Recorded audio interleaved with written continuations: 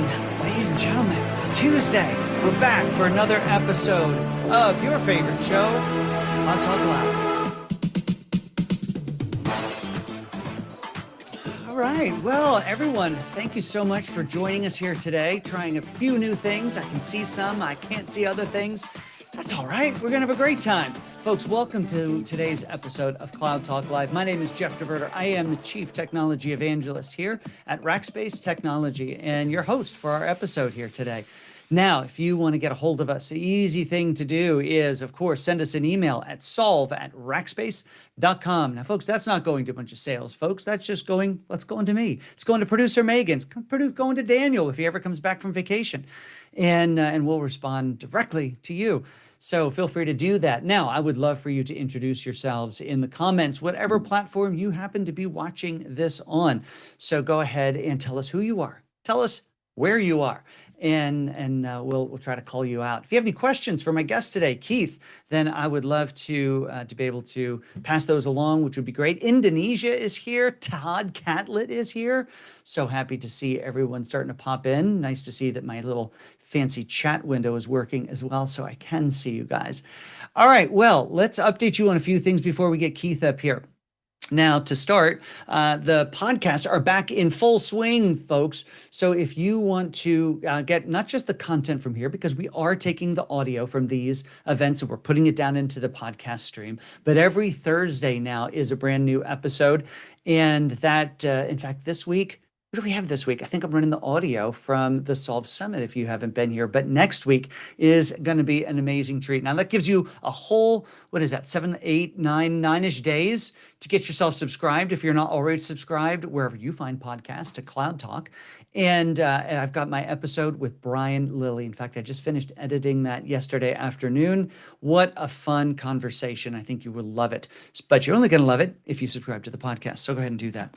All right, let's press on. And this week we got Josh and Travis. We're on, I released that last Thursday. Very interesting conversation all about growing up here inside of Rackspace from some of the absolute lowest jobs. I mean, akin to being the, sweeping up after folks to now vice presidents, executive vice presidents here inside of the organization. I think you are going to really enjoy that.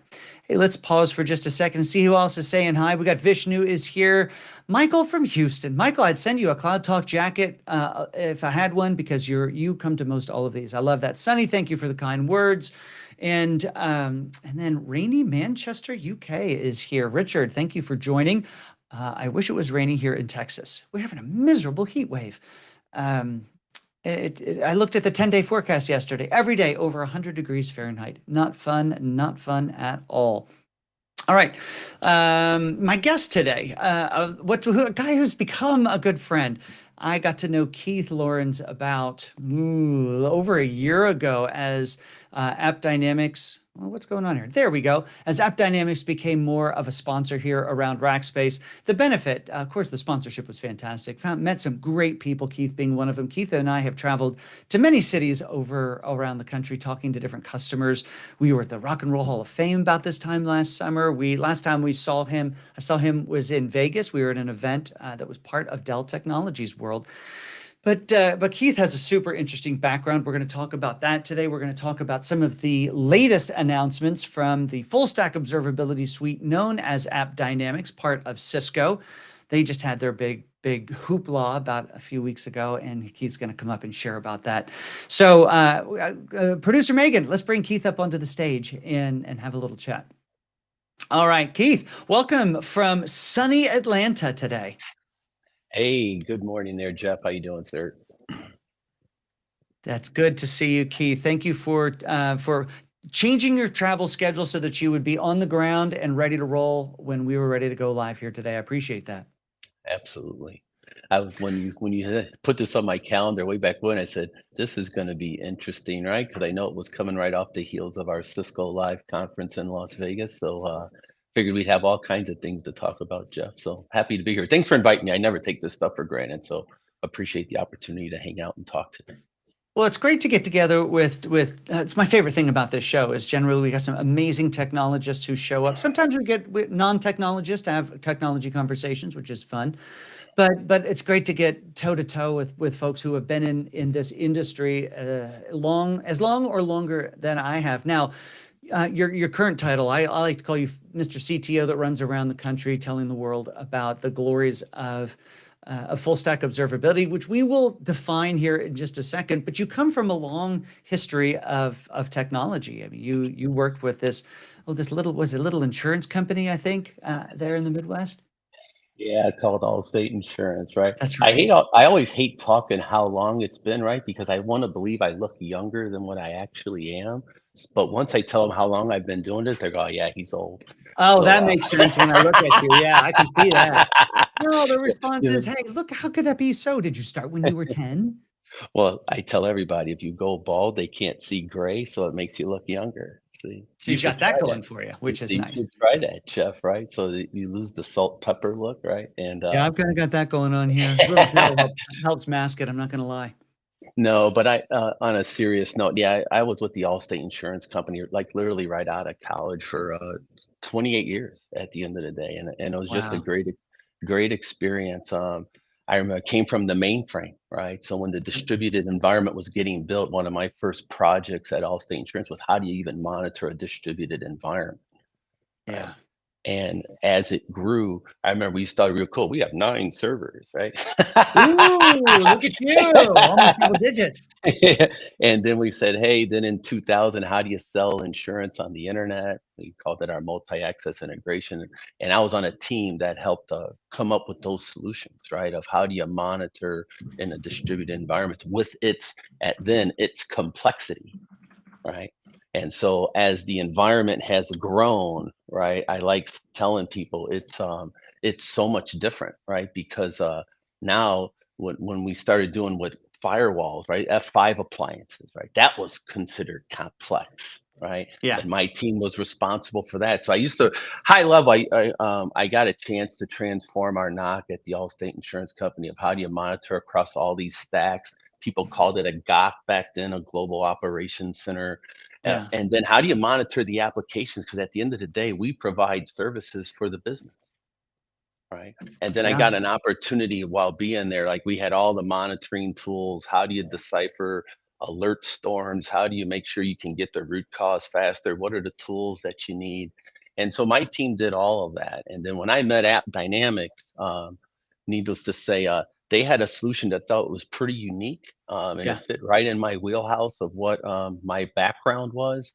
And when I jumped on board, Cisco bought us like within 2 weeks of me Looking being like with a App double Dynamics. whammy of change, right? Yeah, and so, basically, all that experience and knowledge I get to share with customers now, and I get to as a CTO advisor across the Americas, I'm meeting with CIOs, CTOs, VPs, across the entire country, and all of them are in different places of their journey of how do Yeah. you transform IT, how do you monitor these applications, how do you monitor the cloud, and so I'm excited to just be here to let you know what they're doing and how we provide a solution for them all.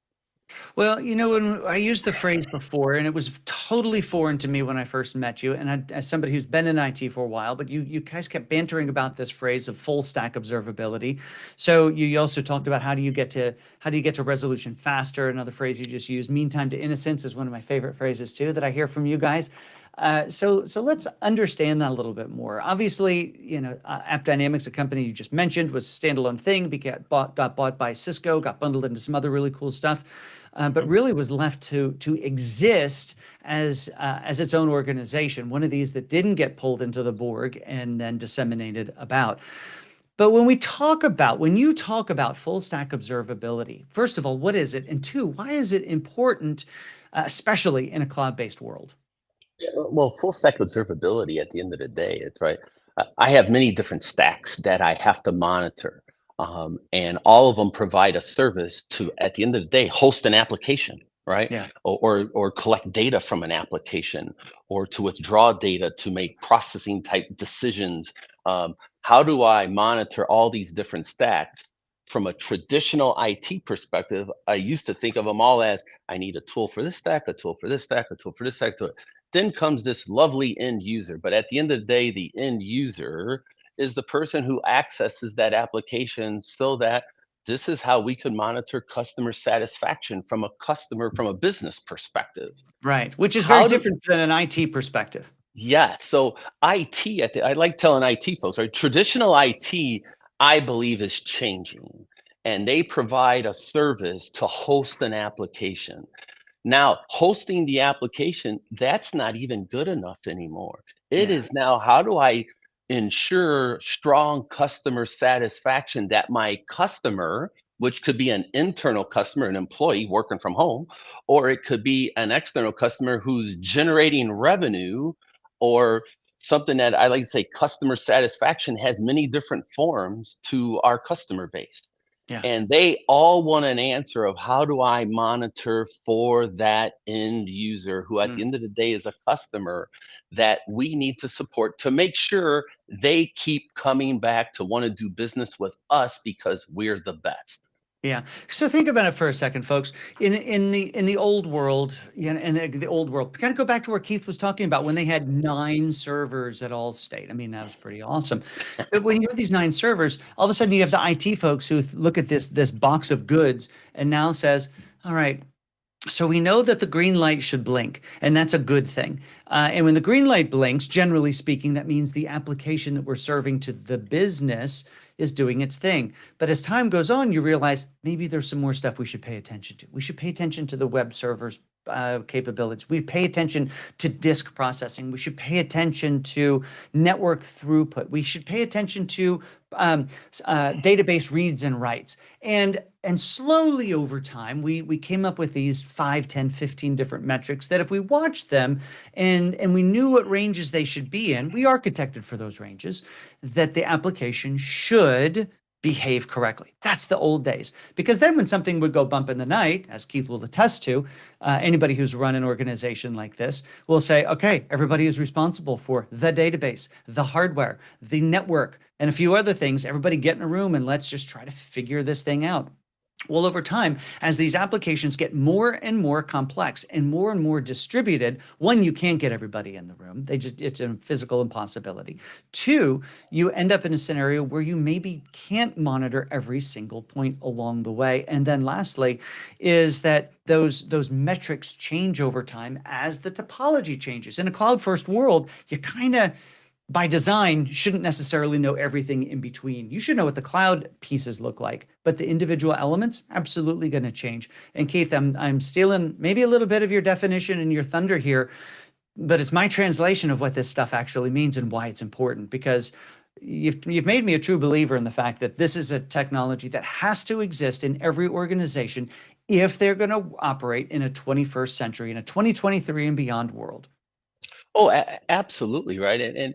And I love the way you brought up the green lights on the box, right? Because we used to monitor from a perspective of green red and Yeah. 5.9 availability. Remember those days where we used to Oh, yeah. celebrate 4.9s? Hey, my goal is to be 5.9s and give me double my bonus if I can hit that. And now the business tells us you're as good as your next outage. Yeah. Infrastructure, IT, Hero to hardware. zero in a split second. Yeah, IT at the end of the day, it's like electricity now. No one talks about it when it's doing what it's supposed to be doing.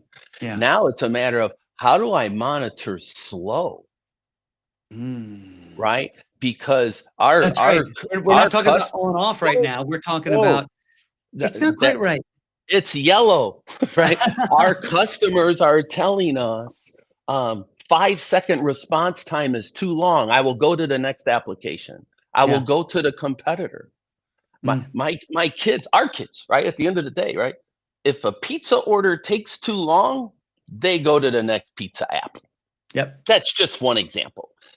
Now just traverse that across insurance, medical, anything, manufacturing, anything. Those who could see what the yellow is, uh, and can make sure customers are having a flawless user experience. That's why you'll keep on hearing me fall back to, you have to monitor for the customer. Red, green, basically we've conquered that. Yeah. IT has answered that.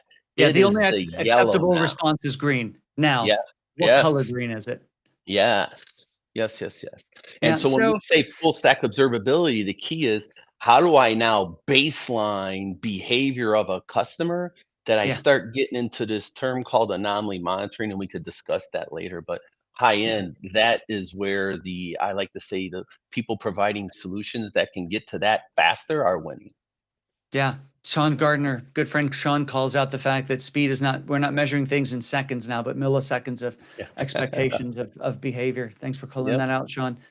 So, so as the complexity grows and the amount of things in between grows and fluctuates over time, and your application specifically has more and more to pay attention to, I would imagine that this is an area where a machine learning model, AI, really comes into play to help look for those needles in the haystack of needles, different types of needles.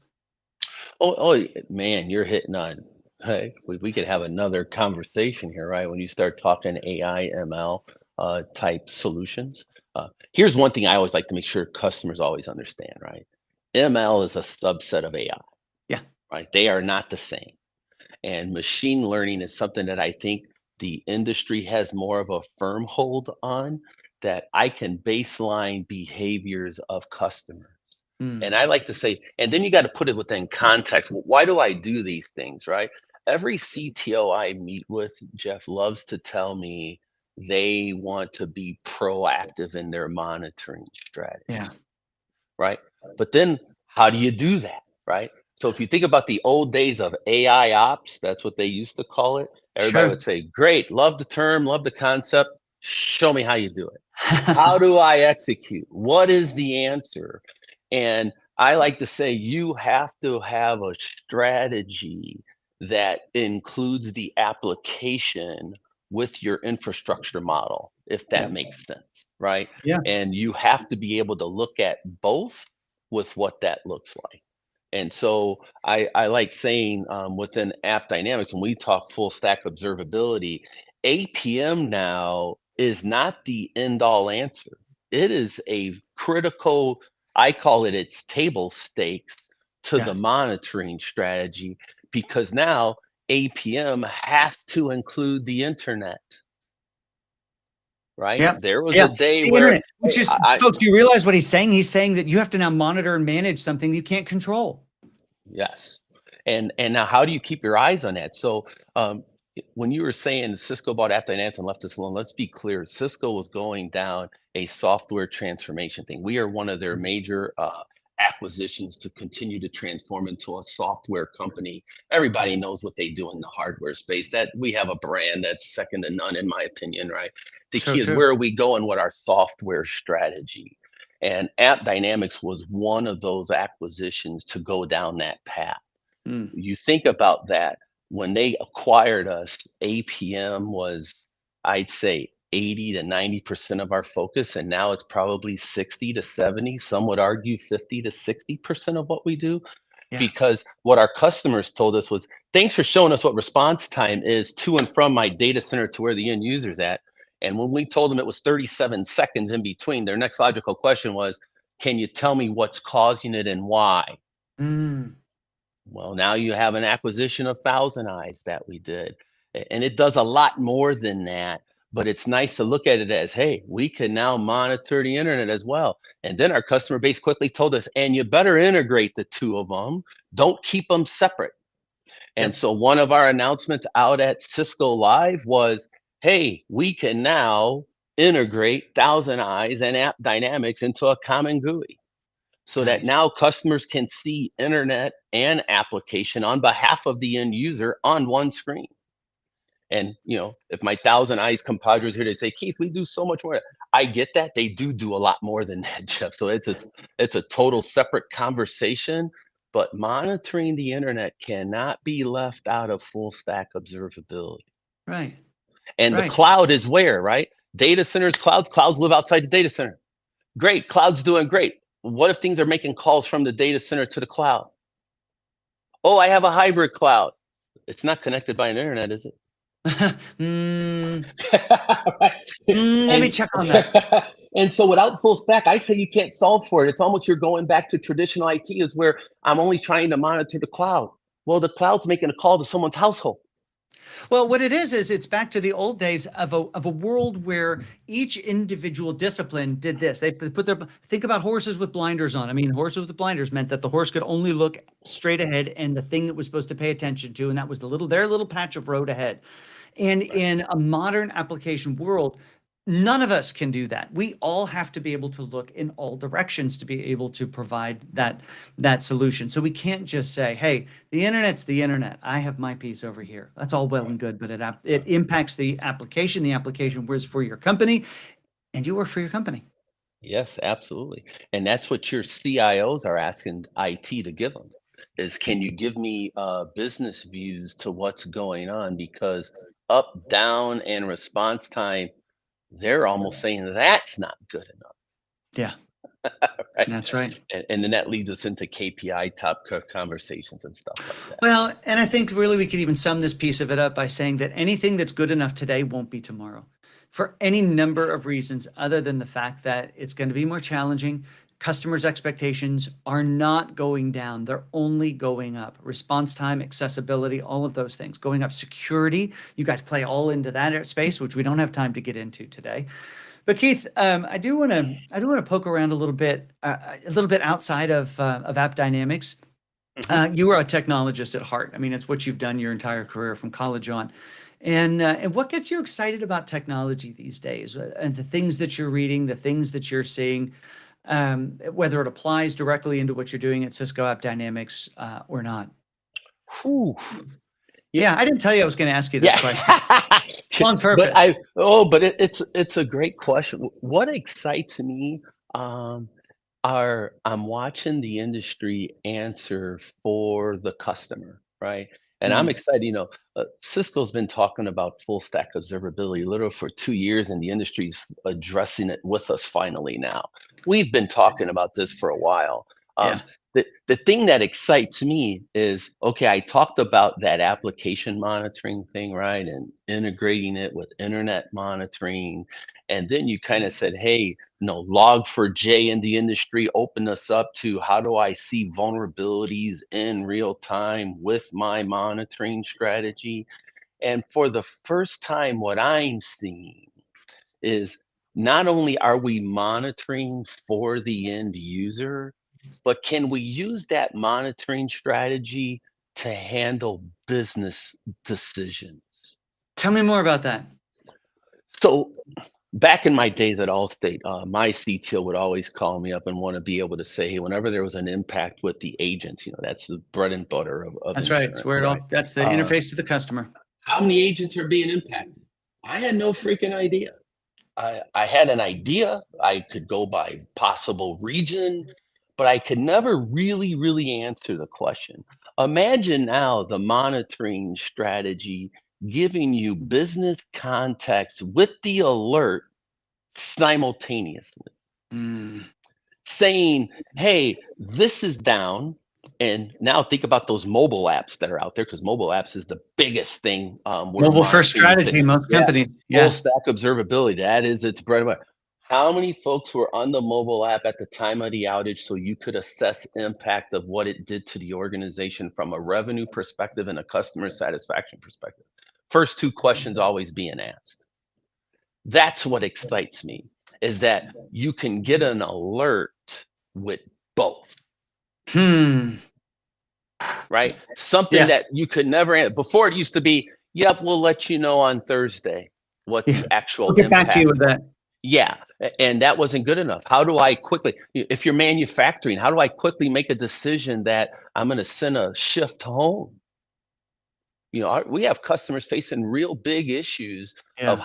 how long does it take them to make a decision or to literally move that workload somewhere else. And we didn't even talk about our cost and workload optimization solution that's part of full stack as well, because Right. as people go to the cloud, that's not cheap. No. Right. And how do No. I, and when I spin these microservices and containers up, how do I manage that spin during peak capacity? And how do I spin things back down when I don't need that much capacity because I pay by the drink? all of that is part of full stack. That's what excites me, because we're if you're not looking at it holistically, I say you're missing it. And that's the digital transformation that I'm excited about, how we provide a solution for that. Right.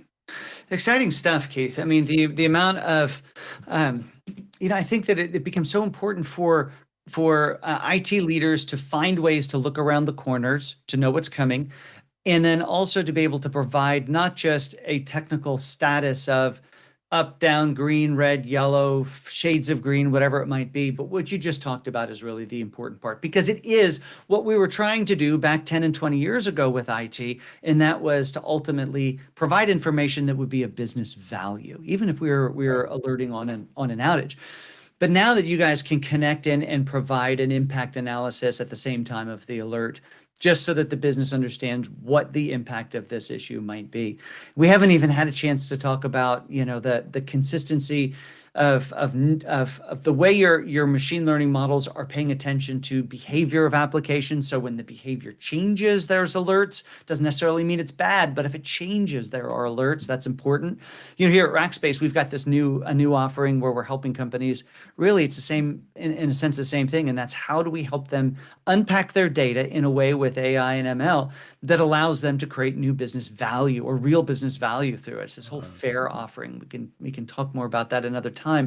But as we come up on the top of the hour here, I want to be respectful of your time. You've got something at 5 p.m., so I want to make sure I let you out in time.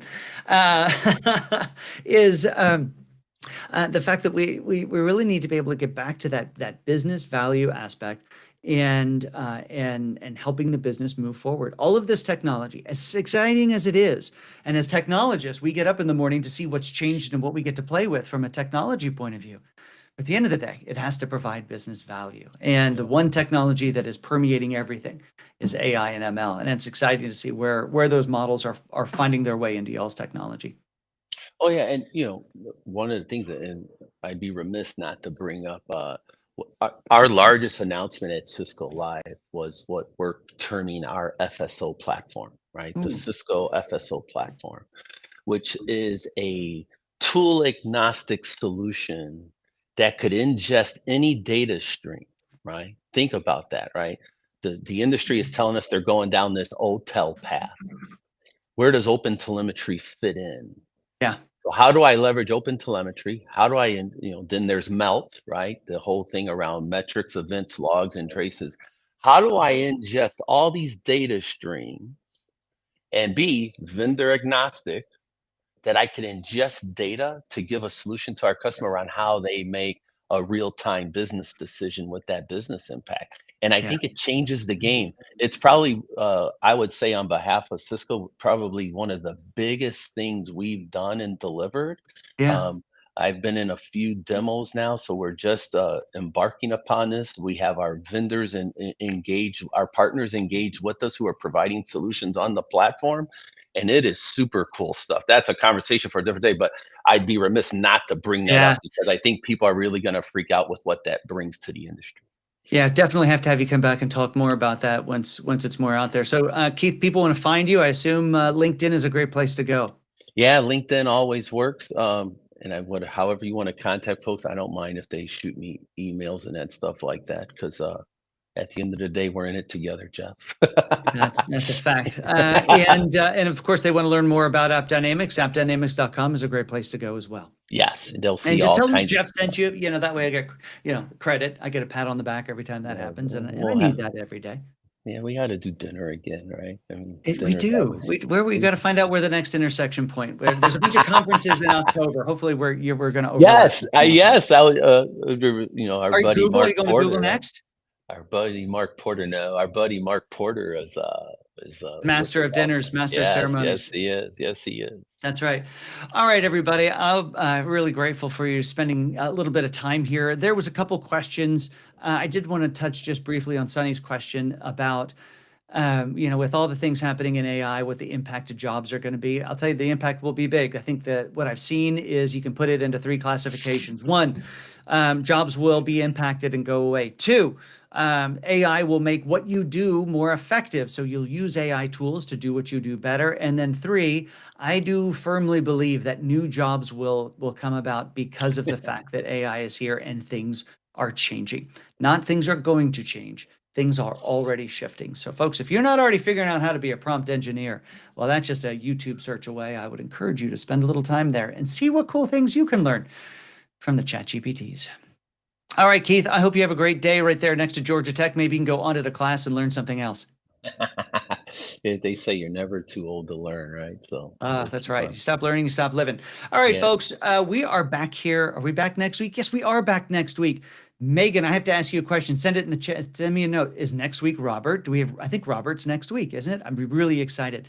Next week, folks, we have an amazing event, and you got to send that to me in Teams. Like, oh, yes, she did. Folks, next week, the infamous Robert Scoble is going to be on. Robert, I've known for years. He's been a racker, an incredible guy, super deep thinker, forward thinker. We're going to have a great conversation. We're going to dig deep into AI. Set your alarm clocks now for next Tuesday at 8:30 a.m. Don't set it for Wednesday. You'll be here all by yourself.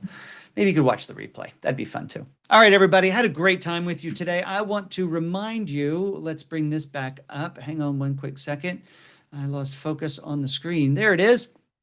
Clicky, clicky. All right, folks, a reminder that you want to learn more about the things that we're up to over here at Rackspace in our thought leadership. That's rackspace.com/solve. Nothing to sell you there except give you great information. So head on over to that. I want to remind you that you can download the audio from this as well as the additional podcast content, but you have to subscribe to the Cloud Talk podcast. And if you like them, maybe leave us a review. I would like that very much. All right, everybody. I hope you have an amazing rest of your week. My name is Jeff DeVerter. There's some music. And we're back next week with Robert Scoble. It's going to be a killer episode. Until then, there's lots of more content following this way, so go check it out.